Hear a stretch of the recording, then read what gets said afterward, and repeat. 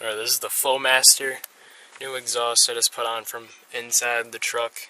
Windows up and everything, and I also just put in blue LEDs in the dash. Or not LEDs, blue bulbs for the dash, and it's a pain in the ass, and they're not really that bright, but oh well.